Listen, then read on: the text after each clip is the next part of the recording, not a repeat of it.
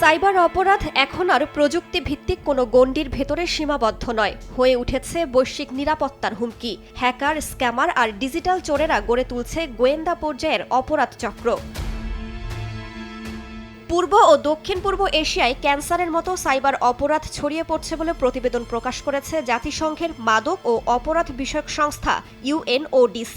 এতে বলা হয়েছে, চীন ও দক্ষিণ পূর্ব এশিয়ার অপরাধ চক্র প্রতারণামূলক বিনিয়োগ, ক্রিপ্টোকারেন্সি, প্রেমের ফাঁদসহ নানা ধরনের অনলাইন স্ক্যামের মাধ্যমে প্রতি বছর কয়েক হাজার কোটি ডলার হাতিয়ে নিচ্ছে। আর এ বিপুল পরিমাণ আর্থিক ক্ষতির পেছনে রয়েছে শক্তিশালী অপরাধ চক্র। প্রতিবেদন অনুযায়ী এই অপরাধ চক্রগুলো মিয়ানমারের সীমান্তবর্তী অঞ্চলগুলোর জীর্ণ আবাসন এলাকা এবং কম্বোডিয়া ও লাওসের বিশেষ অর্থনৈতিক অঞ্চল থেকে কার্যক্রম চালায়। এসব চক্র কাজের প্রলোভনে পাচার হওয়া মানুষদের অমানবিক পরিবেশে কাজ করতে বাধ্য করে। প্রতিবেদনে 2023 সালে পূর্ব ও দক্ষিণ পূর্ব এশিয়ার আনুমানিক ক্ষতির পরিমাণ $37 বিলিয়ন বলা হলেও জাতিসংঘের ধারণা এই ক্ষতির পরিমাণ আরও অনেক বেশি।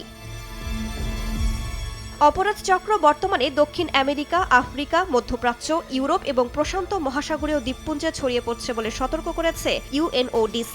চক্রগুলো আফ্রিকার জাম্বিয়া, অ্যাঙ্গোলা এবং নামিবিয়া সহ বিভিন্ন দেশে ঘাঁটি গেড়েছে, এমনকি ফিজি ও ভানুয়াতুর মতো দ্বীপরাষ্ট্রেও পৌঁছে গেছে। আর অর্থ পাচারের জন্য তারা এখন দক্ষিণ আমেরিকার মাদক চক্র, ইতালির মাফিয়া ও আয়ারল্যান্ডের অপরাধ চক্রগুলোর সঙ্গেও জোট গড়েছে।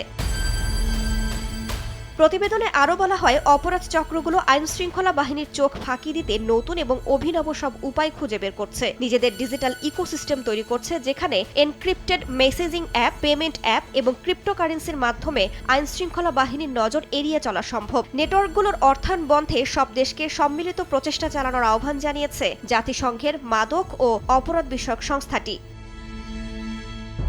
রাইসা জান্নাত, সময় সংবাদ।